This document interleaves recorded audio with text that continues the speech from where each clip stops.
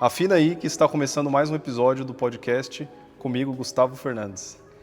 É isso aí, eu sou o Gabriel Oliveira. Eu sou o Jean de Oliveira e não somos parentes. Pois é. Hoje estamos aqui com o Gustavo Fernandes, do Cello Didático. Cello didático, violino didático, também não são parentes. Mas poderíamos ser. Somos bons amigos, né? Somos excelentes amigos, que se veem como todos os bons amigos 2 vezes por dia. É isso mesmo. Boa. E lembrando que vamos conversar agora com o Gustavo sobre música, sobre violoncelo. E quem acompanha aqui o nosso podcast a gente escolhe uma pessoa, um dos melhores comentários feitos nos primeiros 7 dias. Para quê? Ganhar 2 jogos de cordas para violino ou cupom na loja Oliver Strings. Que é a nossa patrocinadora aqui desse projeto. Inclusive, estamos aqui nas dependências da Oliver Strings. Então, deixe o seu comentário aqui sobre o conteúdo desse podcast. O melhor comentário vai ganhar esse prêmio. E você também pode usar o cupom de desconto Afina aí na Oliver Strings para ter desconto nos todos os produtos. São mais de 7 mil produtos. Calma. Inventei um Foi número pra mais agora um pouquinho, mas tem bastante coisa. tem mais do que 7 mil? Não. Foi tá. pra mais o seu comentário, mas assim, Ok. tem bastante produto. Muitos produtos. Tá? E você não precisa de 7 mil produtos, você precisa de um violino só. Ou um violoncelo, ou uma viola, enfim. Exatamente. Afina aí é o cupom. Cara, Gustavo Fernandes. Por que Cello Didático o nome? Nossa, eu ia perguntar isso. Tem que começar por essa pergunta, né? Não tem jeito. O jurídico do violino didático não te mandou uma carta? Cara, foi tão tranquilo. Na verdade, o nome Cello Didático surgiu antes do canal porque os inscritos do violino didático comentaram que tinha que surgir, que tinha que ter um canal para cello também, no mesmo formato e tudo mais. Então o Cello Didático surgiu numa live do violino didático, em que a gente lançou o canal e aí o nome já estava pronto. Na verdade eu não precisei pensar no nome, já estava pronto. Era Cello Didático.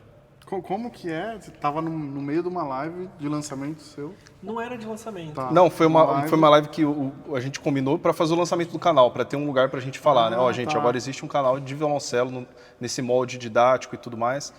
E como o Jean já tinha um canal relevante na época, né?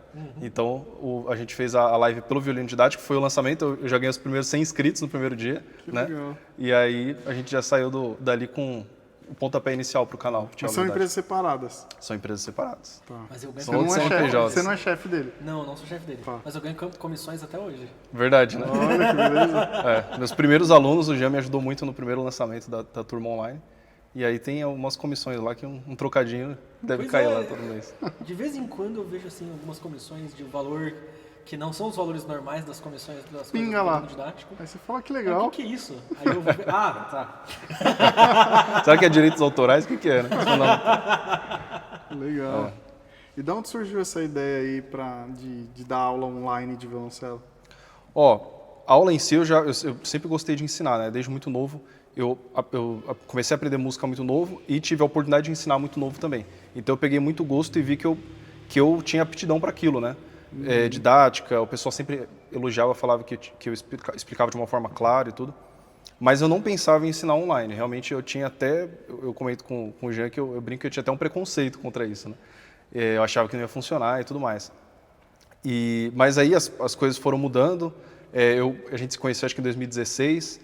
E aí o Jean já tinha um canal, ele começou a me incentivar muito a fazer também, a ensinar online e tudo mais. Eu muito relutante no começo, mas uma hora eu cedi, eu falei, quer saber, eu vou começar, né? Na época tinham poucos canais, eu acho que ainda tem poucos canais de violoncelo, né? Mas na época muito menos. E aí eu aceitei o desafio e comecei e gravei 3 vídeos e esqueci que tinha um canal. Nem responder comentário eu respondia. E aí... Como 90%. né? Mas o interessante é que mesmo não respondendo comentário, não postando vídeos novos, o canal foi crescendo, né? Tipo assim, quando eu lembrei que eu tinha um canal que eu fui voltar lá pra ver, já tinha, sei lá, quase 500 inscritos, né? A gente começou com 100 na live. Eu falei, cara, interessante, eu não fiz nada e tá crescendo Tava só. quase monetizando o negócio. Exatamente. Foi justamente isso. Só que tudo aconteceu no ano em que eu estava me preparando para ir fazer um mestrado, né, em violoncelo, lá no Canadá. Então, foi um ano que eu não consegui dar tanta atenção assim, né, pro canal, apesar de ver que as coisas estavam acontecendo, mas eu estava muito preocupado com visto de estudo, exame médico, inglês, tem várias coisas que você tem que fazer quando você vai fazer vai mudar de país, vai estudar em outro país, né? Provas e tudo mais. Então eu meio que deixei o canal assim de lado, né? Quando eu cheguei lá, que eu já estava estabelecido, morando lá na residência da faculdade, já tinha meio que entendido como seriam as coisas. Isso já era final de 2018. Aí foi quando eu comecei a pensar em voltar a investir no canal. Até porque eu estava longe dos meus alunos, né? Quando eu saí do Brasil para estudar, para fazer o mestrado no Canadá, eu deixei meus alunos, tive que dispensar todos eles, né? Então eu estava sem alunos, né? Então mesmo que eu quisesse dar aula presenciais, eu não conseguiria para os alunos que eu tinha aqui. Sim. Então foi mais um incentivo para eu falar, quer saber, eu vou investir no canal. Ainda não tinha um curso, mas no ano seguinte, 2019, a gente lançou a primeira turma no final do ano. E dali para frente foi só crescendo, graças a Deus. Esses alunos que você tinha enquanto estava no Brasil migraram e foram fazer online também? Ou você teve que começar do zero? Não, eu praticamente comecei do zero, porque os que eu tinha aqui, né, alguns alunos particulares e outros de um projeto que eu dava aula, eles continuaram no projeto. Então, na verdade, o projeto teve que contratar um novo professor, né? Eu lembro que teve até uma aluna que veio entrar em contato comigo se ela poderia continuar, porque às vezes o aluno se apega bastante ao professor e quer continuar com aquele professor. Mas assim, eu comecei do zero mesmo. Os meus primeiros alunos online não eram meus alunos antes, né? Começaram já nesse formato em 2019. E quando você criou o Cello Didático, você tinha ideia que isso em algum momento viraria a coisa principal que você ia fazer? Não tinha mesmo. Assim, na verdade, no começo eu criei sem essa perspectiva de que talvez fosse a minha principal ocupação poucos anos depois, como de fato aconteceu. Mas eu acho que alguns fatores levaram isso a acontecer, né? Então, em 2018, a gente estava há 2 anos antes da pandemia, né? Então, até ali estava tudo certo e tudo tranquilo. Em 2020 foi o ano que o canal mais cresceu, porque foi o ano da pandemia e muita gente migrou para esse sistema online e alguns não voltaram mais para o presencial, porque gostaram muito desse sistema. Mas eu confesso que em 2018, quando eu criei o canal, eu não tinha essa perspectiva, não tinha essa expectativa, né? Mas ó, eu digo para você que eu não me arrependo. E hoje eu gosto muito de fazer o que eu faço. E, enfim, a vida tem esses caminhos que às vezes a gente não imagina, né? Eu sempre me via com aquele destino, digamos assim, que a gente aprende a gostar e desejar, né? Quando nós somos alunos de música erudita, no caso. Então você quer tocar em orquestra e tudo mais, e eu tinha, assim, para mim esse era o meu caminho, né? Eu fui para o Canadá para fazer uma mestrado, era uma excelente professora de violoncelo. A minha cabeça ia voltar para o Brasil, ia começar a fazer teste em várias orquestras, ia tocar em orquestra e talvez continuar dando aula.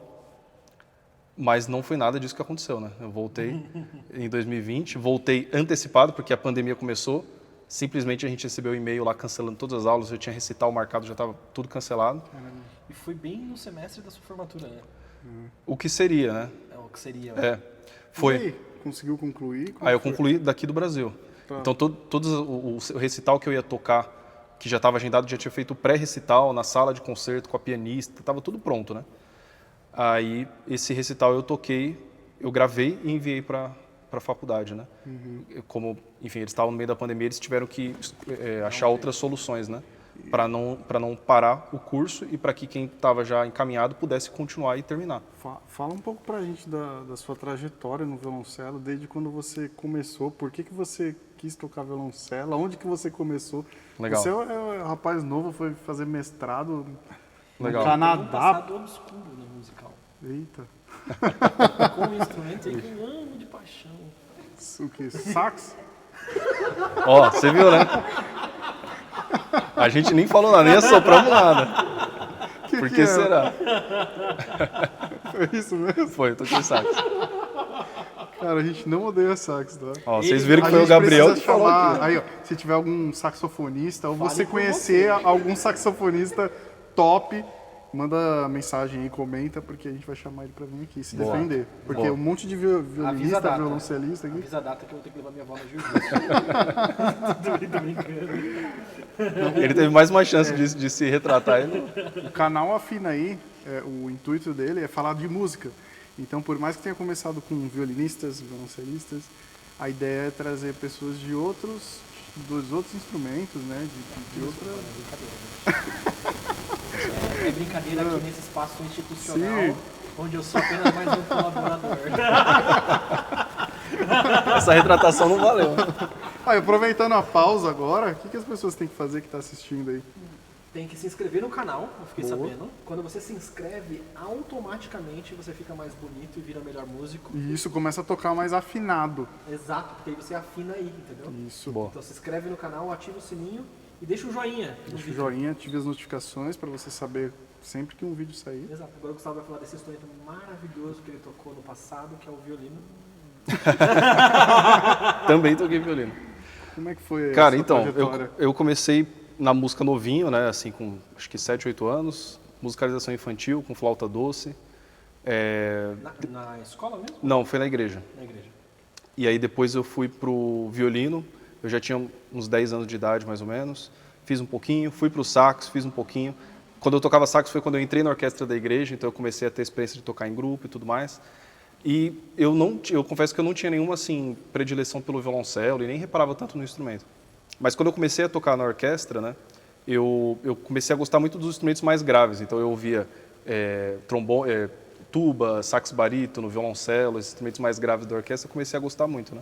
E eu tocava sax alto, então é um instrumento mais agudo. Fui pro tenor, mas ainda assim eu queria ir pro instrumento mais grave. E aí eu comecei a reparar mais no violoncelo, que minha tia tocava, inclusive, na orquestra. E aí eu comecei a pesquisar, isso foi início do YouTube, então não tinha muitos vídeos de violoncelo no YouTube, né? Mas eu comecei a pesquisar, comecei a assistir, gostar muito e tal. E aí eu assim, dei a sorte de ter um excelente professor de violoncelo lá na minha igreja. Ele foi aluno do Fábio Presgrave, que é um dos maiores professores de violoncelo do Brasil hoje. E esse meu primeiro professor de violoncelo foi aluno do Fábio Presgrave. Então eu escolhi um instrumento que tinha um excelente professor lá na igreja. Então eu tive uma excelente iniciação do violoncelo. Isso realmente foi uma bênção de Deus na minha vida, porque depois me abriu muitas portas, né? Ter começado com um bom professor faz muita diferença. O Sérgio Ramos, o nome dele. E aí, cara, aí foi isso. Eu comecei a estudar na igreja, pegar muito gosto. Foi nessa fase da minha vida que eu comecei a querer tocar profissionalmente, porque, não sei, alguma coisa virou, sabe? Foi diferente do sax, do violino. Quando chegou no violoncelo, eu comecei a gostar muito. Tava também naquela fase de começar, ensino médio, começar a pensar no que você vai fazer de faculdade, não sei o quê. Aí eu falei, eu acho que eu quero música. E aí eu fiz 2 anos de violoncelo na igreja. O Sérgio, esse meu professor, falou, Gustavo, se você realmente quer, então você vai ter que ir para escolas profissionalizantes, né? E as melhores que tem são as escolas, a Escola Municipal de Música, a antiga ULM, que hoje é a EMESP, né? A Escola de Música do Estado de São Paulo. E tinha também o Instituto Baccarelli. E no final das contas foi para lá que eu fui. Eu fiz o teste no Instituto Baccarelli. Eu lembro que as inscrições nem estavam abertas, porque eles estavam no meio do ano letivo, né? Mas eles precisavam de violoncelo. E aí ele falou, Gustavo, vai lá, quem sabe, né? E cara, tinha tudo para dar errado essa prova. Imagina só, eu tocava um violoncelo muito ruim. O violoncelo estava totalmente empenado. Então assim, eu ia tocar a 4ª posição, cabia meu braço embaixo da corda, de tão alta que era a corda, né? Eu tocava com o dedo pegando a corda pelo lado, assim, porque eu não conseguia abaixar. O violoncelo, enfim, desajustado, todo soando mal, duro, né? Esse era um violoncelo que a igreja tinha. Então eu não tinha violoncelo nessa época, eu usava o da igreja emprestado, né? E estava nessas condições, além de não soar bem, era um instrumento difícil de tocar, né? Às vezes o instrumento soa mal, mas pelo menos é fácil de tocar, né? Esse era difícil de tocar.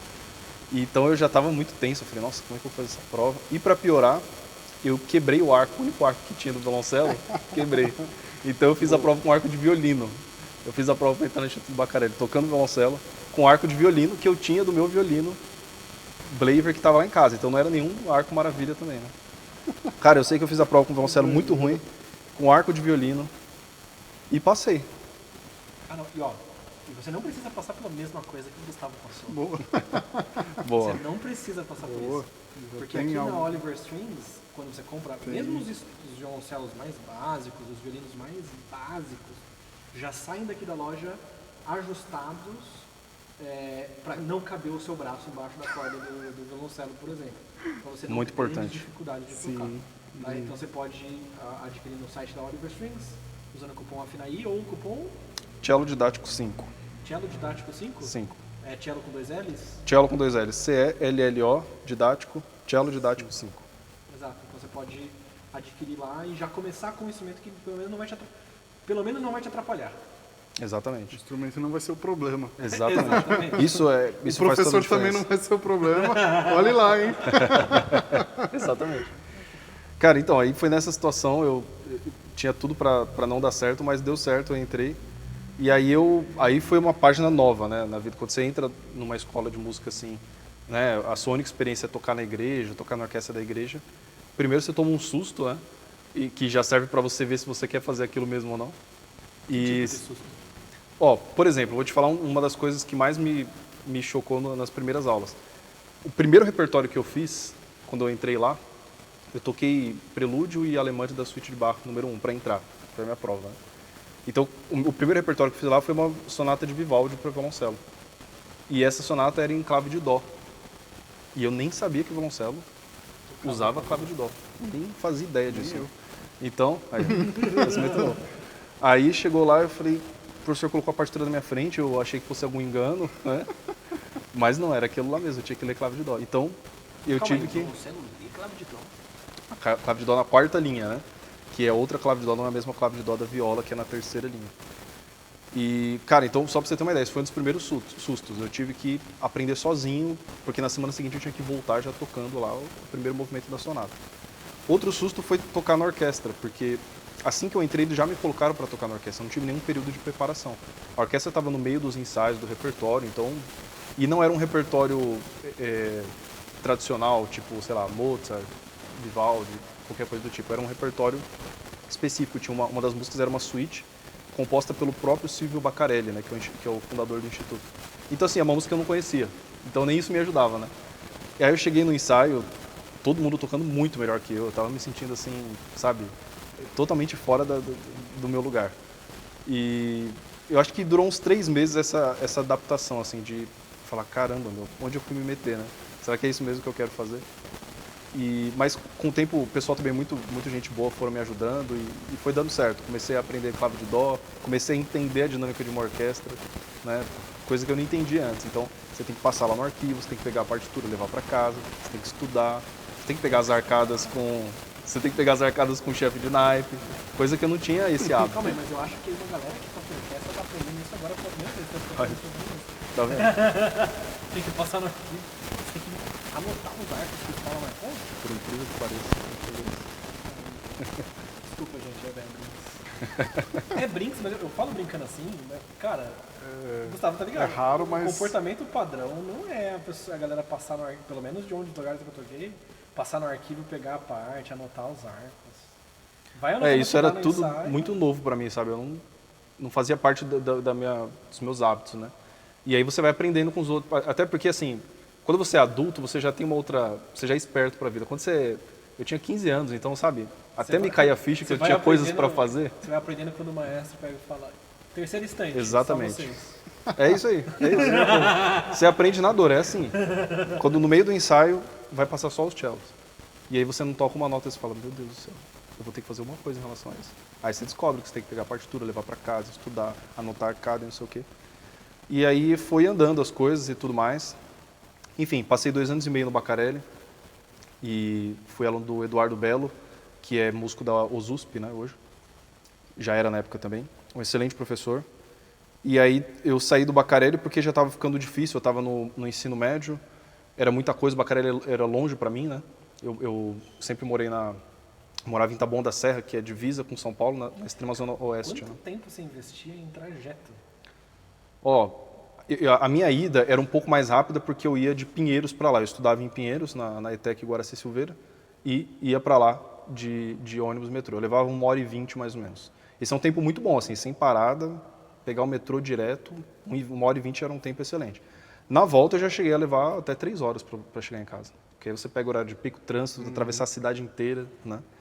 E para quem mora em cidades mais afastadas ou em outros estados, ouvir que 1h20 para chegar no lugar é ótimo. É rápido, pois é. É um negócio assustador, né? Cara, para chegar aqui hoje eu estava comentando com a Bia, quando deu 1 hora eu fiquei feliz, porque ontem eu fiz uma previsão, tinha dado 2 horas. Eu falei, nossa, 2 horas para eu chegar lá. Deu 1 hora, eu falei, caramba, rapidinho. Deve dar 1 hora é um pulinho. Deve dar o quê? Uns 15 quilômetros, mais ou menos? Não, dá mais. Ah, não, porque você está em Embu, né? Dá mais. Dá mais. Porque, na verdade, assim, é o caminho mais rápido, mas não é o mais curto, né? Tá. Porque se eu viesse por dentro da cidade seria mais curto, mas eu ficaria a tarde inteira para chegar aqui. Entendi. Então foi mais de 40 quilômetros, foram uns 45 quilômetros para chegar aqui. Nossa, Mas deu a foi volta, rápido. Foi rápido. É. E era isso, aí isso atrapalhava, porque imagina, se você perde do seu dia 4 horas só de transporte, Toda vez que você vai pro lugar. né, você poderia estar estudando. Eu estava no ensino médio, eu tinha os estudos da escola para fazer. Você ganhava para isso? Eu ganhava uma bolsa, assim, um auxílio financeiro que eles davam, que ajudava, assim, a pagar uma passagem ou comer alguma coisa na rua quando Não precisava. ganhava passagem também? Era só Não. a bolsa? É, só a bolsa, exato. A bolsa Eu tinha... tem que servir para pagar passagem, alimentação. É, Você vive. E às vezes, dependendo de onde a pessoa sai, não dá, né? não dá. E aí foi isso, cara. Aí eu tive que sair do Instituto Bacarelli porque a logística já não estava funcionando muito bem. Mas Aí eu isso saí de depois lá, quanto tempo? 2 anos e meio. Caramba. Então eu tive um bom tempo de experiência lá, sabe? E aí quando eu saí de lá, no ano seguinte eu entrei na faculdade, aí foram muitas mudanças, né? Eu entrei na faculdade, fui fazer graduação em música, né? Bacharelado em música. Entrei na Orquestra Jovem do Estado, né? Na época ela já tinha sido reestruturada, era o maestro Cláudio Cruz, que ainda é o regente da orquestra. E comecei a fazer aulas com um professor novo, porque eu tinha saído do Bacarelli. E aí eu comecei a fazer aulas com o André Micheletti, né? Que foi assim um dos professores com quem eu mais aprendi assim e mais desenvolvi, né? E então foi uma fase toda nova e tudo mais. E aí eu comecei a fazer a graduação em música, bacharelado, aqui em São Paulo mesmo. Comecei a dar aulas também, foi quando eu comecei a ter essa experiência de dar aula. Isso foi dar aula de violoncelo, né? Eu já dava aula de música antes. E foi uma coisa que me despertou no futuro a realmente ver que eu queria fazer aquilo, né? Porque tem muito disso, né, no meio musical. Tem muita gente que dá aula só para complementar a renda ou algo do tipo, mas não gosta de dar aula, né?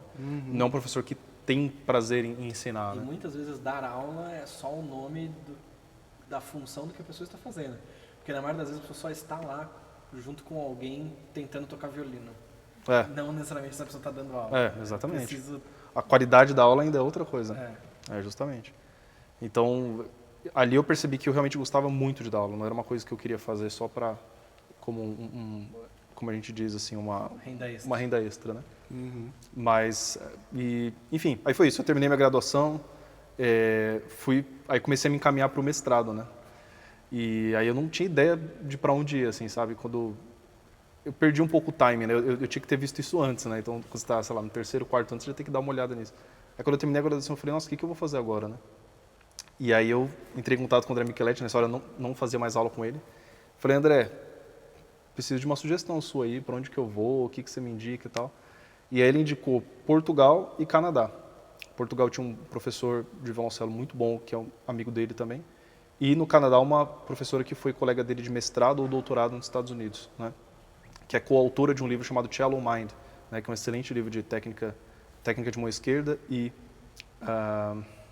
afinação. É um livro muito bom para violoncelo. Tem o Violin Mind também. Agora né? tem, eu acho, vários instrumentos. Tem, né? E, poxa, um livro maravilhoso. E essa professora é coautora desse livro com o Hans Jensen, que é o outro coautor.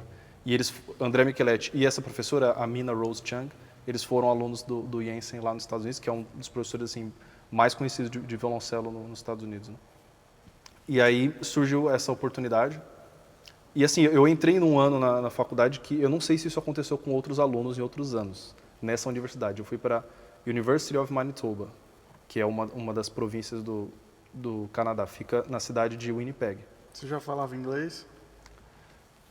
Falar não. Eu entendia, lia, escrevia, mas falava muito mal. Assim, não conseguia ter uma conversa como a gente está tendo aqui. Né? Isso tudo eu fui aprender um pouquinho antes de ir para lá, porque você tem que correr atrás para fazer as provas, né? E isso daí, cara, foi um capítulo à parte, porque é uma correria, né? Quando você descobre que... E outra, isso afeta a bolsa que você vai receber. Então, na faculdade, se você não tiver uma nota mínima no inglês, você não recebe a bolsa em valor que você receberia. Então, era muito importante a minha nota no inglês, né? Eu tinha que ter acima de uma certa pontuação lá. E eu fui aprender isso, assim, literalmente alguns meses antes. Eu entendia, mas eu não falava. Não falava. Eu abria a boca, gaguejava, não saía nada. E aí eu lembro que eu fiz um curso intensivo de 1 mês, preparatório para a prova, e ali eu tive a primeira oportunidade de estar numa sala onde ninguém estava falando português. A professora só falava inglês, e aí você tem que se virar, né? E é só assim que a gente aprende, né? Se você não tiver imerso, numa situação em que ninguém pode te ajudar com o português, você não vai aprender. Eu desenvolvi muito inglês viajando, né? Ah, é? Então, assim, igual agora a última experiência eu estive na China. Então, o chinês já é difícil de entender pra caramba, né? O inglês deles. O inglês deles, né? É bem, Sotaque. bem difícil. Mas aí não tem escapatória. É. Ou você fala, eu também não, até hoje não sei falar direito, mas... E o seu inglês é com sotaque chinês? Não? Que bom, que Mas bom. é tipo assim, alguns dias eu vi que eu consegui evoluir o que demoraria meses, né? É, Aqui, estudando aqui. sim, Estudando não, né? Fazendo aula. sim, Em alguns dias ser imerso, impressionante, né? Ah, com certeza. É igual uma criança, né, que tá, sei lá, no meio da família, tá começando a aprender a falar, ela olha para todo mundo falando, ela quer falar, né? Então ela vai dar Falar. tudo de si para conseguir falar uma palavra e se comunicar. Então quando você tá nesse ambiente, você vai se virar para conseguir falar. E aí eu acho que começa a vir, assim, se você tem o vocabulário, né, se você já entende bem o inglês, começa a vir, assim, as palavras e aí aos poucos você vai pegando a fluência. Mas isso foi, assim, uma coisa muito rápida que eu tive que fazer, porque... Você não quis ficar por lá, não? Cara, eu não quis, porque primeiro eu tava Olha, eu vi alguém dando às uma vias de me risada tornar ali, ó. noivo, né? A noiva dele. É. Ela tava me esperando aqui, a Maria Beatriz. Ah, Como tá. foi ficar esse tempo longe? Foi por causa dela, então. Cara, foi difícil, muito difícil. Difícil pra nós dois, mas eu sei que foi mais difícil pra ela, porque assim, para mim tudo mudou, né? Tudo era novo, eu tava num país novo, idioma novo, pessoas novas, cabeça cultura tava nova. a milhão, Cara, você fica né? tão preocupado com tanta coisa, tão outras ocupado. coisas. Agora não, a vida dela continuou normal, ela tava aqui Só que fazendo a sem o amor faculdade. da vida dela. Só, entendeu? Então eu sei que foi muito mais difícil ainda para ela, né? Mas assim, eu vinha para cá nas férias, então a gente não ficou 2 anos inteiros sem se ver. Eu vinha e as férias no hemisfério norte, as férias de verão são longas, né? O verão deles é no meio do ano, em julho. Então as férias eles ficam às vezes quase 3 meses, né? Então eu conseguia ficar um tempão aqui, né? No meio do ano. Pra ela, não sei se ela tem pão, não, né? Eu tava de férias aqui e ela tava estudando. E não quis levar ela pra lá? Ah, ela tem muita vontade de ir pra lá. É que eu vim pra cá numa época da pandemia, então, tipo, Foi ir pra irônico qualquer lugar isso? era... Não, é verdade. É verdade, não é ironia, não. Ela tem vontade de ir pros Estados Unidos, na verdade, né, Bia? Por quê? Ela tem esse sonho. De morar? É, Ganhou um pouquinho de dinheiro lá, né? ganhou um dinheiro legal lá. E você conseguiu trabalhar bastante no Canadá? Eu trabalhava bastante dentro da própria faculdade, né? Como eu era um estudante, então eu tinha um visto de estudo, o que não te permite estudar, o que não te permite trabalhar mais do que uma certa quantidade de horas por semana, né? Eu acho que eram 20 horas por semana, era o máximo que eu podia. Mas eu tinha muita coisa para fazer dentro da faculdade. E isso foi uma coisa muito boa, me ajudou muito, muito assim. Sabe, por exemplo, recitais de alunos que tem em finais de semestre ou de bimestre. Eles precisam de alguém para ficar lá na porta entregando os ingressos, alguém para fechar a porta, acender a luz do palco, anunciar quem vai entrar, esse tipo de coisa. Então eles fazem questão de contratar alunos para fazer esses trabalhos, já para apoiar financeiramente, né? Então eu fiz muito isso, fiz muito box office, que eles chamam, que é você vender os ingressos na entrada, né? Em concertos e recitais. Montava a orquestra, então a orquestra dos alunos, antes do ensaio eu chegava 30 minutos antes, montava todas as cadeiras, estantes e tal, no final guardava. Então, tipo, tinha coisas que eles davam oportunidades de você trabalhar. E isso ajudou muito, com certeza. E aí foi isso, eu cheguei lá no Canadá, foram 2 anos de muito aprendizado. É difícil dizer se o aprendizado foi maior no violoncelo ou em todo o resto, né? No idioma, na experiência, cultura, sabe? Frio pra arrebentar, né? Esse foi um grande aprendizado, O inclusive. Winnipeg não é que é um frio Canadá. Meu. Não, o Winnipeg Cara, é muito frio. acho que é a 4ª cidade mais fria das Américas, uma coisa assim. Né? Cara, certamente está no ranking assim das mais frias. É muito Você frio. pegou quantos graus lá? Eu já abaixo peguei de 39 graus zero? negativos. Tá louco, não Cara, é um frio assim dá nem pra chorar, inimaginável. né? Só você estando lá para você saber como é que é. 39 graus negativos com sensação térmica de menos 50 graus. Porque o frio intenso, né, faz a sensação térmica baixar muito mais. E o Winnipeg é uma cidade que não é muito grande, né? É uma cidade toda plana. Se você sobe num prédio alto, que tem poucos na cidade, você vê quase a cidade inteira, assim, ó. Ela é toda plana. E não tem muitos prédios, justamente, não tem muitos edifícios. Então, o vento que vem, assim, cara, é uma coisa de cortar o lábio, secar o olho, sabe? Uma coisa que... Eu peguei, tipo assim, -6. Ah, é? Onde que você foi? E pra mim já foi assim... Nunca mais É muito quero diferente, fazer. né, do que a gente tá acostumado. Peguei isso aí na Inglaterra. Aí eu falei, não, eu queria ver neve, né? Eu dei sorte, eu peguei menos. Eu queria ver neve também. Queria ver neve. Nunca mais quero ver. Passou à vontade, né?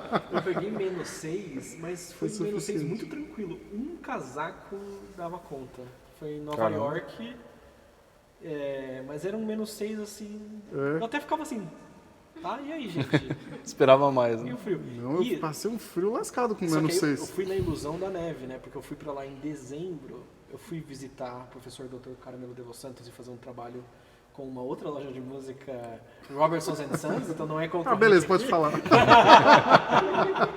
Fui fazer um trabalho com o Robertsons & Sons, que fica no Novo México, mas sempre que eu vou para os Estados Unidos eu tento passar ou em Los Angeles ou em Nova York, porque eu vou para voltar para o Brasil mais barato. Basicamente é isso.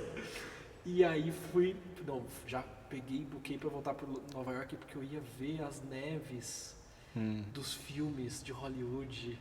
Esqueceram de mim e não sei o quê. E você que está querendo ver neve nos Estados Unidos e está marcando viagem, em Nova York especificamente, e marcando para ir para lá em dezembro, deixa eu te contar. Em Nova York não neva em dezembro. Ah, Neva quando? Lá é por meio de janeiro pra frente, até o meio de fevereiro. Então todos esses filmes de Natal que a gente vê aqui, que Nova York Central Enganação. Park, Lago Congelado. Então, é em janeiro, depois do Natal. É depois do Natal. É janeiro, fevereiro. Cara, mas tem uma coisa sobre a neve, né? Eu fui aprender isso morando lá, né? Primeiro, é muito bonito quando ela acaba de cair mesmo. Aquela coisa, né? Aquele tapete branco na cidade inteira, é uma coisa linda. Mas primeiro, neve suja muito, né? Ela faz uma lama depois, Sim. porque ela começa a derreter se a temperatura sobe e Junta aquilo é com água. resto de grama, com Junta com, terra. resto com terra, com areia, com poeira. Cara, aquilo vira uma lama assim, ó, na porta das casas e tudo. Segundo, quando a temperatura sobe de novo. E quando a temperatura baixa mais, que é o caso do Canadá, Fica aquele gelo vira um duro, bloco né? de gelo. É. Vira pedra aquilo, duro, tipo pedra. E então, além de não ser mais tão bonito, porque parece um bloco de pedra no seu jardim, você pode acabar escorregando. Eu tomei um tombo lá no Canadá que assim, eu não queria nem levantar de tanta vergonha, sabe? Mas foi em público? Cara, foi em público, na faixa de pedestre, os carros parados esperando para passar, alunos passando, isso foi dentro da faculdade, né, dentro do campus. E aí eu fui atravessar a faixa, e eu ainda não sabia que eu tinha que ter um sapato especial para neve, né? Tinha caído a primeira neve, assim, do ano, sei lá, outubro, um negócio assim. E aí, cara, eu coloquei o pé na faixa e fui. E caí de costas, assim, ó. Eu tava com mochila, por isso eu não bati a cabeça, mas eu caí de costas, assim, ó, no chão. Levantei a perna e caí assim. Nossa, eu já vi Cara, que vergonha. umas pegadinhas, uns vídeos engraçados, assim. Mas assim, Nossa, congela as ruas, as calçadas, os carros começam a deslizar na Isso, rua, é. começam a ir embora, os carros. Tanto que eles têm pneus próprios pro inverno lá, né? No inverno eles trocam os pneus do carro, põem os pneus de inverno, porque realmente, assim, e não tem o que você fazer, o carro vai patinando, você espera ele parar sozinho, né? E você chegou a dirigir lá? Não cheguei a dirigir. Aí, cara, você vai aprendendo com essas coisas, né? Tomei tombo lá, já fiquei em ponto de ônibus esperando o ônibus mais de 1 hora e não passava. E um frio que eu não sentia mais na minha mão, achei que eu ia perder os dedos, que eu nunca mais ia tocar violoncelo. Comecei a ficar desesperado, cara. É embaçado. É. Eu tô perguntando também essa questão aí de estudar fora, tudo, porque eu tenho vontade de fazer algum curso, MBA, alguma coisa assim. Legal. Estou Que curso? começando a planejar. Que curso? Voltado para gestão. Aqueles que de tem pessoas. Harvard? Harvard tem algumas faculdades que tem bolsas, inclusive, né? Então, você pesquisar aí, você vê que é possível, sabe? Tô pensando Legal. nisso. É bem legal. Então, tô tentando estruturar aqui a empresa, tudo. É primeira mão aí, hein, gente? Boa, revelação aqui. Teremos Talvez não demore tanto, tá? um CEO formado em Harvard. Aí sim. MIT tem também algumas coisas assim. E é mais fácil, né? Esses cursos são o quanto MBA. tempo? 6 meses, 2 anos, 1 ano, depende muito. Depende muito. Caramba. É Você uma consegue vontade ficar que eu 6 tenho. meses assim longe? Olha, hoje a Oliver e a orquestra que tem gente muito boa já tocando, tem um sistema que a gente implantou já que funciona bem, sabe? Então, mesmo como Pra eu... quem tá chegando aqui agora, Gabriel é o senhor Oliver Strings. Então, ele Senhor. é o dono da Oliver Strings. É um tiozinho. Pior que quando fala senhor Oliver, né? Devem imaginar. Já imagina um tiozinho, com certeza. Que, né, já fiquei 3 meses fora, entre Itália e Inglaterra e tal. Mas fazendo business ou passeando? Fiz business também porque é uma coisa que eu não aguento ficar muito tempo sem fazer. Ok. Né? Então, nessa ocasião, minha esposa estava tirando cidadania italiana. E eu aproveitei, já que eu estava lá, eu montei um negócio lá também, né? Então, eu fiz uma importação, China para Inglaterra. Inglaterra, eu mandei para os marketplaces, né? No caso, na Amazon tem um FBA lá que é um... Você começou a vender coisa da Inglaterra. Sim, vendi. 3 meses ele não perdeu tempo, né? Não perdi tempo, né? A hora que eu cheguei lá, já tava chegando. O Airbnb tá custando tanto. Não, o negócio tem que se pagou. pagar, cara. Boa. Tem que se pagar, né? Então... E chega mais rápido as coisas da China lá? Chega bem rápido. Chega mais rápido. Em questão de 20 dias chegou a importação lá. Né? Mas você já pediu enquanto estava no Brasil ou você já estava Não, lá? já pedi aqui, já. O cara é muito visionário, velho. Fala, vou passar o endereço do Airbnb, vou entregar lá. Foi bom, deu certo lá, mas é uma coisa que ia me tirar um pouco o foco daqui, ia tomar muita energia para manter lá, né? Mas dá para fazer estando aqui, sim. Né? Dá para fazer, eu fiz esse teste e vi que eu nem precisava estar lá. Né? Dá para fazer. E aí, nesses 3 meses, 4 que eu fiquei lá, a empresa funcionou bem, sabe? Tinha reunião todos os dias, tal, mas funcionou. E não tinha estrutura nem de perto do que tem hoje. E a Oliver, agora que você vê, agora me abriu essa coisa. A Oliver tem outros braços que não é Brasil? Hoje? Agora? Não, não. Tá. A gente até atende uma loja ou outra fora, aqui na América do Sul, mas não tem nada ainda fora. E o Cello Didático tem alunos fora do país? Tem, viu? Cara, eu não vou nem lembrar todos os países. Eu sei que tem Estados Unidos, Canadá, Inglaterra, Portugal, Itália, Áustria, Japão. Tem aluno no Japão. Meu. Eu tô indo dormir e tá acordando lá. Todos Então, brasileiros? Todos brasileiros. Não, eu tenho uma aluna que é italiana. Ela gostou tanto, pra você ver, né? Ela não fala português, mas ela gostou tanto da didática, porque a amiga dela brasileira traduzia para ela. Tô olhando a cara da noiva ali. A esposa.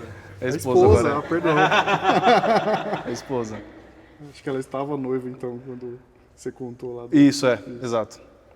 E aí, engraçado, uma aluna, uma é italiana, a outra é brasileira que mora na Itália, fala super bem italiano, claro. E aí ela começou a traduzir a aula para outra, né? E ela começou a gostar. E aí agora as duas fazem aula comigo. A italiana, que é a Cláudia, e a brasileira, que é a E Fabiola. ela já entende o português? Quando... Não, mas a Fabiola, que é a brasileira, sempre traduz para ela Elas moram todas as juntas, coisas. não? Acho que elas moram próximo uma da outra, Tá. assim, sabe? Elas são bem amigas, né? Uhum. E elas duas são alunas que eu tenho desde 2020, se eu não estou enganado. Então, assim, para você ver, a tanto vai fazer 5 anos, né? Mas eu acho que o único caso de aluna não brasileira que eu tive uma que era argentina, chegou a começar, mas ela não concluiu. Mas, enfim, tem brasileiro em tudo que é lugar do mundo, né? Sim. E é curioso, né? Você falou que não acreditava na possibilidade do online. E hoje, de vez em quando, eu vejo uns resultados lá no seu Instagram. São resultados assim que você fala, caramba, legal. E às vezes tem gente que comenta falando que seus alunos estão dublando. Já aconteceu isso. Ah, é? Sim. Então, mas é curioso, porque hoje os resultados que eu tenho online eu não tinha quando eu dava aula presencial há, sei lá, 10 anos atrás, ou menos que isso, né? Porque não é tanto só o formato da aula, online, presencial, seja qual for é a didática, né? Didática do ensino. É a metodologia. Se você sabe o que ensinar, quando ensinar, como ensinar, o formato da aula, claro que vai interferir, mas muito menos do que as pessoas pensam. Então as pessoas pensam, online eu não consigo aprender. Não fica com um som esquisito, ou não tem um delay entre... Dá para trocar junto com o aluno? Como que é isso aí? Tocar junto é muito difícil. Eu nunca consegui fazer isso. Tem uma opção lá no Zoom que diz que é, mas não chega a possibilitar. Mas o formato que eu mais ensino hoje não é por chamada de vídeo. Eu tenho alunos nesse formato também, tenho alguns alunos nesse formato, mas o formato que eu mais tenho alunos é por troca de vídeos, justamente para driblar esse problema, né, do delay. E é um formato muito dinâmico, os alunos fazem aula mais de uma vez por semana, eles enviam o vídeo praticando aquilo que eu ensinei. Então não tem um horário certinho que ele precisa Não. entrar lá Justamente. Ele pode praticar a hora que for melhor para ele, gravar o vídeo quando for melhor. Que legal. E a gente combina 2 dias na semana quando eles enviam os vídeos. Né? E aí você responde ele também, ele vê depois, ou aí você marca uma reunião para responder ele? Não, eu envio a resposta por vídeo gravado também. Que legal. Então ele pode assistir a hora que for melhor, pode reassistir se for Isso necessário. É bacana, hein? Isso é muito bom, cara. Funciona muito bem. Já é uma evolução ainda da aula ao vivo. Né? A gente só tinha presencial e depois vem essa questão da aula online ao vivo. E agora Exato. tem essa questão de Troca de vídeo. ir trocando. Mas troca de vídeo, Cara, eu legal. não sei se ainda tem tanta gente que faz assim sistematicamente. Eu acho que não. Eu não sabia disso. Que faz sempre, né? Dessa de forma sistemática. Aham. Tem o pessoal que ficou sabendo como que a gente faz e aí faz. Você também faz assim? Desde sempre. Por isso que você tem bastante aluno. É. Eu fiquei imaginando, cara, como é que consegue? Quantos E alunos você de para teatro prático tem hoje? Cara, hoje alunos ativos a gente tem mais de 200. Então pensa, 200 alunos se fosse dar aula síncrona para todos. Doideira. Não teria agenda na Se semana. fosse parece. meia hora por aluno, seriam 100 horas de trabalho por semana. Se você não fizer pausas. Exatamente. É muito mais objetivo. Sim. Porque qual foi... Muito melhor. Eu não lembro de ter visto isso em lugar nenhum quando eu comecei, mas qual foi a lógica que eu usei? Se você vai para uma aula normal, lá com... mesmo de nível avançado, mas você vai para uma aula normal, quanto de fato de informação nova, relevante, que o professor te fala durante a aula? Cara, eu tinha um professor que ele lutava Kung Fu. Conheço, inclusive. Na aula. Renato Kutner, um abração. E às vezes De violino mesmo era 1 minuto, né? De Kung Fu era 30 minutos. Acontece, faz parte da aula acontece. presencial, não era exatamente assim, mas era por aí. A aula presencial tem essa coisa, a aula não só presencial, na verdade, a aula ao vivo, síncrona, tem essa coisa do devaneio. Pode ter, né? Tá muito mais suscetível a ter essa coisa do devaneio. Eu acho que não só a aula, mas tudo que Que é ao vivo. é ao vivo, né? Sim. Aí a gente, por exemplo, aqui, a gente foi tomar café e trocamos uma ideia antes, foi Já mostrar a rolou um podcast empresa. antes, né? É justamente. Né? E uma das qualidades desse sistema é essa objetividade, né? Mas, apesar disso, os alunos não sentem que estão distantes de mim. Isso é uma coisa que eu ouço muito depois que os alunos experimentam esse formato e falam, nossa, parece que você está aqui na minha frente falando, sabe? A minha sensação é que eu faço aula com você aqui do meu lado. Porque, de novo, eu acho que tem a ver com a sua comunicação, uma comunicação clara, né? A sua didática e a sua metodologia. Né? Se você está seguro do que você está fazendo e sabe fazer, o aluno vai ver o resultado, né? E as pessoas veem também, como o Jean falou lá um seguidor que uma vez comentou num post de um aluno que eu postei, um aluno que começou do zero nesse formato. Hoje ele está tocando assim repertório avançado de violoncelo já. E aí na época ele estava tocando o Prelúdio da Suíte número 1, né? Que eu acho que é a obra mais famosa do repertório do violoncelo.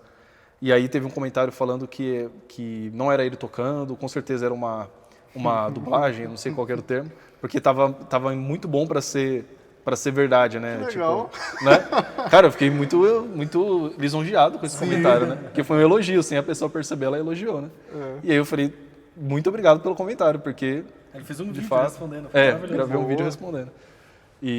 Então isso acontece, né? Mas eu acho que hoje os resultados são melhores do que na época que eu dava aula presencial. Mas porque hoje eu domino mais a metodologia, né? E a didática é mais clara. Quando você tem que ensinar por vídeo, você não tem a pessoa aqui para falar, experimenta, aí depois você já não tem esse ajuste instantâneo, né? Você tem que pensar em todas as ramificações e tentar condensar aquilo num vídeo. Então você acaba aprendendo a ser mais, ter o poder de síntese, né? De resumir as coisas e ser mais objetivo. E você aprende meio que a jogar xadrez. Porque assim, como não dá para ficar testando muito, como o Gustavo falou, você já visualiza. Se eu falar isso desse jeito, o aluno vai entender tal coisa. Você já vai ver nas próximas jogadas. Exato, né? justamente. O aluno vai entender tal. Então eu não posso falar assim, eu preciso falar assim. E já preciso falar, provavelmente você vai experimentar isso. Então testa assim que vai dar certo. Que legal. E uma outra coisa, isso daqui eu até queria comentar, porque eu acho interessante. Eu estava lendo aquele livro do Suzuki, Educação e Amor, né?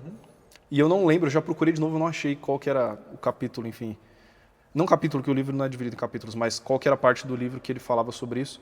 Mas o Suzuki, no século passado, que foi, né, um pioneiro assim, do ensino coletivo para crianças no mundo inteiro, né? Ele conta no livro que teve uma época em que ele precisou dar aulas à distância, porque era época de verão, as crianças estão de férias, eu acho que elas saíram da escola e não foram.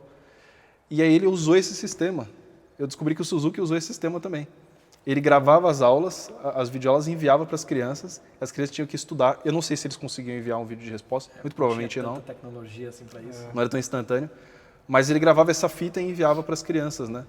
E que era diferente da experiência que ele tinha ali presencial em grupo. E isso daí realmente, qual que para mim é uma das grandes vantagens de você ensinar nesse formato? Eu sinto que você tem uma aceleração. Aceleração existe? É, aceleração, sim. É essa a palavra. Né? Você acelera o seu aprendizado como professor. Porque para eu dar aula para 200 pessoas, num formato tradicional de 1 hora aula por semana, eu passaria muitos anos para ter essa quantidade de alunos. Isso são os meus ativos. Jamais você daria aula para essa quantidade de alunos no mesmo período da vida. Exato. É isso que eu ia falar. Por exemplo, se eu for considerar de 2019, quando eu comecei, no final do ano até hoje, já são mais de 500 alunos, quase 600 alunos. Então eu tive esqueci a palavra, mas é uma aceleração, assim, você aprende de forma, é um curso intensivo de como ensinar, entendeu? Porque você vê vários problemas diferentes, problemas que você nunca viu na sua vida, no início, diariamente. Diariamente. Porque você tem que ir aprendendo a resolver esses problemas. Exatamente. E já faz quanto tempo você está dando aula assim? Desde setembro de 2019. Então a gente está dando aula também nesse formato. E de vez em, pelo menos para mim, não sei para você, de vez em quando para mim hoje aparece, tipo, eu me empolgo quando acontece. Aparece um problema que eu nunca vi.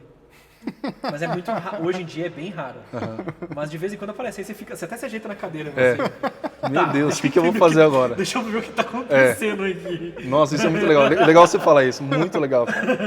Porque, na verdade, a gente aprende muito mais com os alunos que têm mais dificuldade. Sim. Né? São os alunos que mais têm dificuldade em aprender que vão te fazer um professor melhor. Dificuldade e vontade, pelo menos na mesma proporção. Sim, porque se a pessoa não tiver vontade, ela não vai querer fazer.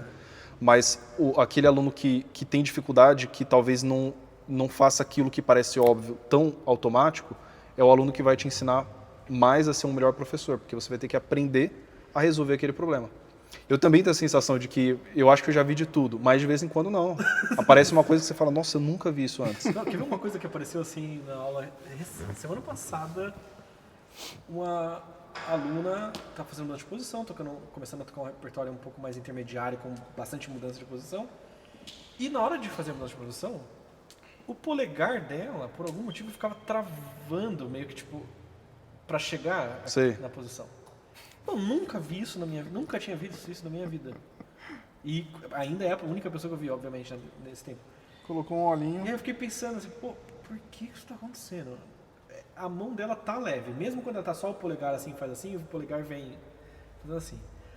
Aí ela comentou que ela não é brasileira, ela é belga.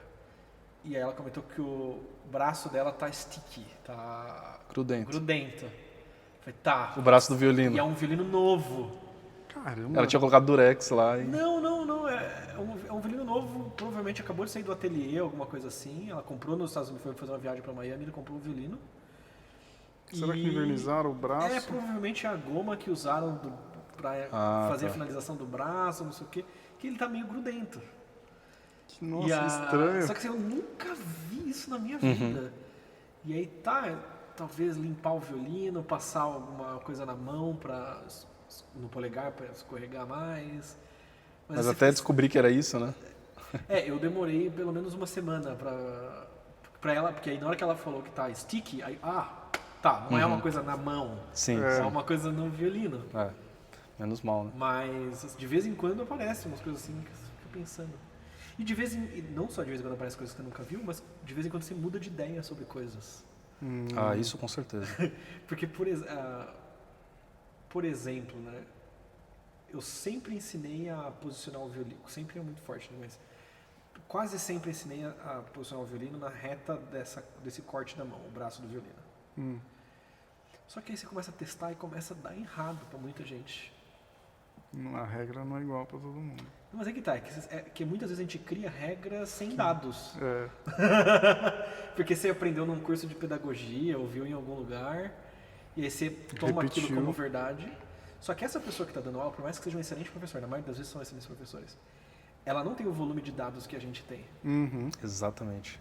É um baita professor Suzuki treinou não sei quantos milhares de professores. Quantos alunos você tem hoje? Na vida inteira não teve mais de 100 alunos. Eu, nesse momento, tenho 700 alunos.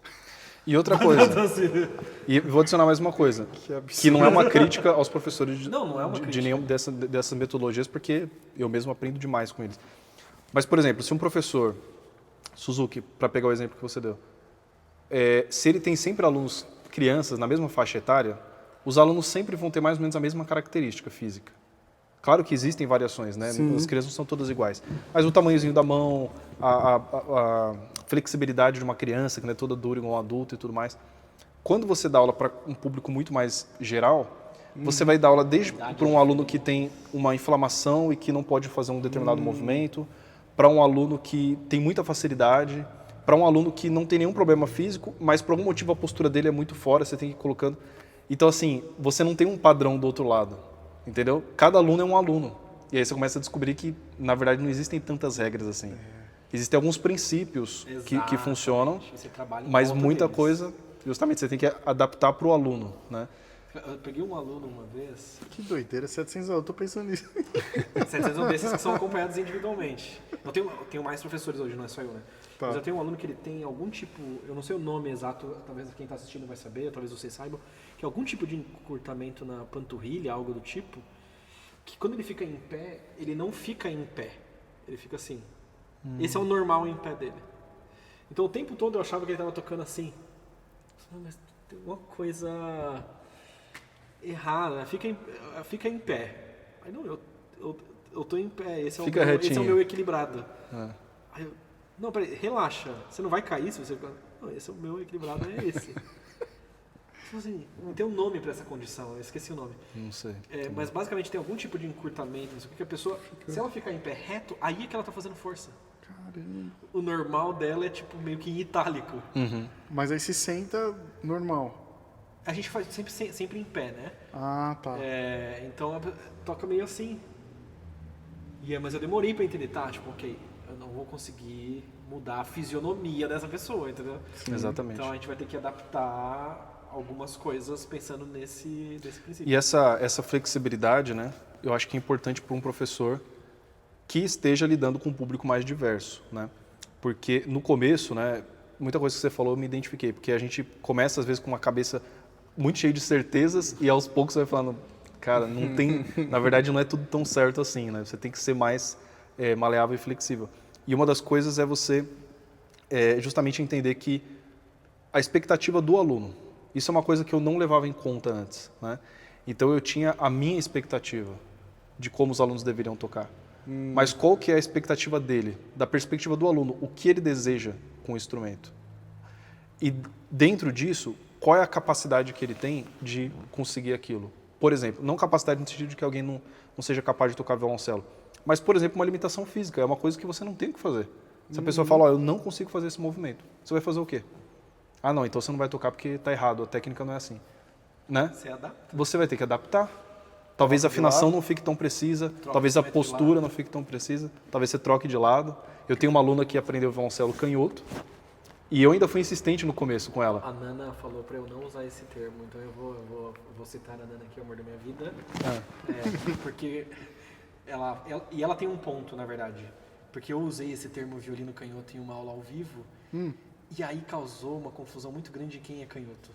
Tá, entendi. Porque aí a pessoa que é canhota está iniciando do zero, ela acha que então ela tem que tocar... Ah, sim. Invertido. Mas na verdade, os casos em que a pessoa vai sentir necessidade disso, acho que são muito poucos. É que tem gente... Quando a pessoa não iniciou ainda, pelo menos isso foi o que a Nana me mostrou e que faz sentido, se a pessoa não iniciou ainda, ela não sabe que tem um lado tradicional. Então se ela escuta o termo violino canhoto, violino canhoto, violino canhoto, ela vai querer ser. tá, então tem um canhoto para mim.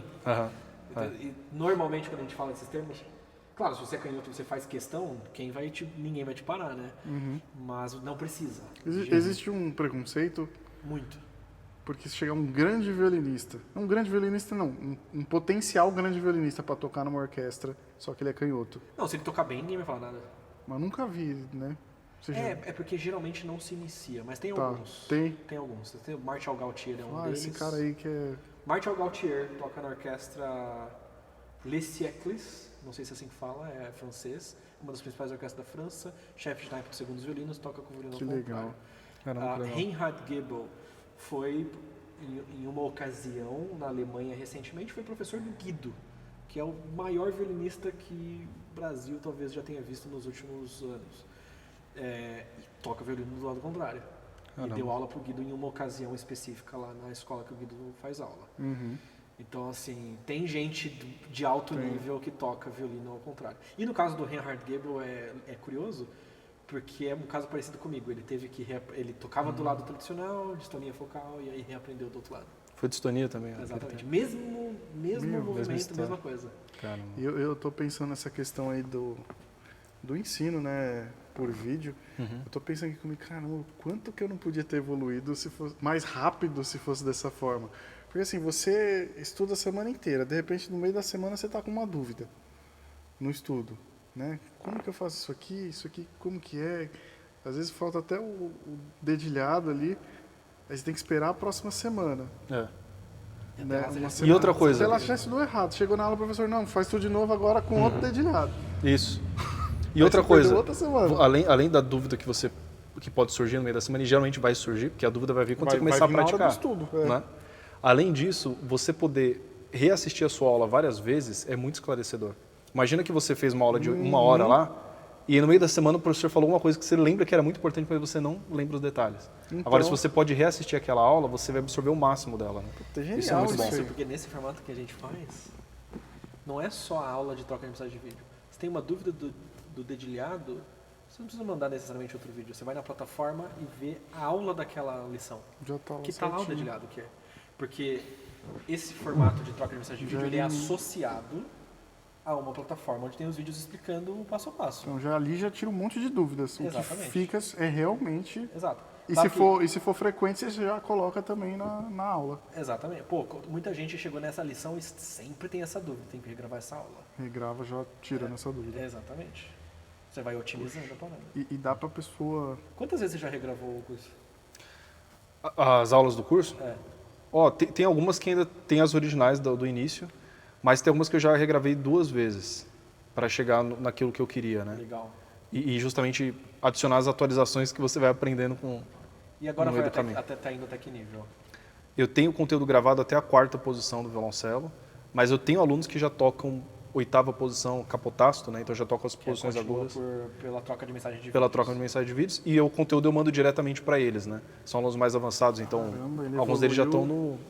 no repertório de violoncelo, né? Que eu falo para eles, tem um momento de transição no repertório, porque até um certo ponto do repertório é um repertório emprestado. São músicas folclóricas, músicas infantis, hino nacional de outros países, tem várias coisas ali. E aí chega um momento que você começa a estudar o repertório do seu instrumento, repertório escrito para violino originalmente. É como se fosse a sua maioridade no instrumento, né? Você entra nesse, no meu caso, para violoncelo. E esses alunos, eu tenho alunos que já estão nesse nível e que começaram do zero nesse formato de aula da 100% hora. E o online. que os seus alunos já estão conseguindo fazer? Ó, eu tenho alunos tocando Tipo, de conseguir coisas assim no meio tradicional. Cara, eu fiquei até com vontade de voltar a estudar, acredita? Cara, O assim, seu é violino? É violino. Eu tô falando um pouco Não, do porque violino, eu é sei- desanimador esse negócio de fazer uma aula por semana e não pra sei o algumas quê. pessoas Eu sei que o convidado é o Gustavo Fernandes, eu tô falando muito de mim aqui. Não, Falo muito do violino didático. Mas assim, o violino didático agora em abril, a gente tá gravando em maio, completou 10 anos. E a gente dá aula nesse formato desde 2017. Desde outubro de 2017. Vamos fazer 8 8 anos em outubro. Então, assim, tem gente que começou do zero com a gente que tá fazendo graduação em violino. Puxa, que legal. Merda, que da hora. Gente que chegou na graduação em universidades federais, em universidades estaduais e tal. E gente que chegou para fazer aula e bugou toda a turma. E os professores. Quando falou, como que aprendeu? Ah, como que você aprendeu? Pela internet. Online.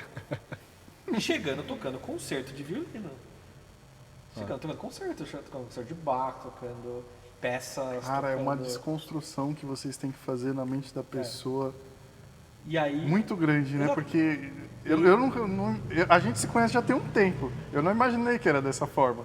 Pois é, agora eu percebi aqui durante a conversa, pô, ele não faz a menor ideia do que eu faço. É legal que pelos podcasts ele vai... E aí eu troquei algumas poucas mensagens com uma professora de um desses alunos que está fazendo o bacharelado em violino na universidade. E ela pegou e falou, cara, ele chegou muito bem informado. Muito bem. E eu adoro a relação que ele tem com a questão de aprender ouvindo. Para Isso é ter muito a bom. atenção na postura, ter a atenção no som, de uma forma primária. Porque geralmente, dependendo de onde a pessoa veio, a atenção primária é A do que partitura. está escrito numa coisa externa. E aquilo não é uma ferramenta, aquilo é a fonte primária de atenção. Que é um problema, assim, eu não sei... Eu não toco nada sem ver. Cara, isso pra mim é um problema. Assim, E é um problema. eu não sei expressar o quanto pra mim isso é um problema. Nossa. Eu Porque compartilho significa da que a mesma música sensação. não vem de dentro de você. É? Você não consegue fazer música, você consegue ler. Exato, você tá lendo. Só É ler. igual um ator Você não consegue falar suas próprias ser coisas. ou não ser. Eis a questão. Exatamente. Agora fala a mesma frase sem ler. Ah, eu não sei porque eu não tenho a partitura. Mas se você falar a mesma coisa. Ah, eu não sei porque eu tenho que ler. Cara, isso pra mim não faz o menor sentido. Não, e é curioso que muitas vezes eu Não, recebo pode você, alunos... pelo amor de Deus. Não, mas eu me sinto assim. Eu me sinto. E às vezes, depois que eu parei de estudar e comecei a ouvir mais e ouvindo mais os outros tocar, eu comecei a melhorar até postura, até sem estudar, assim. Eu já tinha parado de estudar, lógico, que tecnicamente vai caindo muito, mas essa questão de pensar mais em música, o arco, a finalização, assim, aquela coisa, sabe? Não, mas eu ouvi você tocando esses dias, você tem um som decente. Cara. Que é uma coisa que às vezes tem gente que toca muito bem e não tem som decente. Ah, toca repertório difícil, toca capa de Paganini, toca textura de Vinícius, que toca. Tudo feio. Ó, um excelente elogio, hein? Vou- Elogiar, hein? Tocar. Me inscreve lá. Porque, não, porque, assim, Você me dá um isso, desconto, cara. pra quem não sabe, eu tenho uma doença, uma coisa neurológica que eu tive que reaprender violino do outro lado. E obviamente eu não toco no mesmo nível que eu lembro de ter tocado enquanto eu tocava violino do lado tradicional. Mas eu definitivamente gosto mais de tocar violino hoje do que eu gostava antes. Porque É menos o preocupado, você conservatório- acha?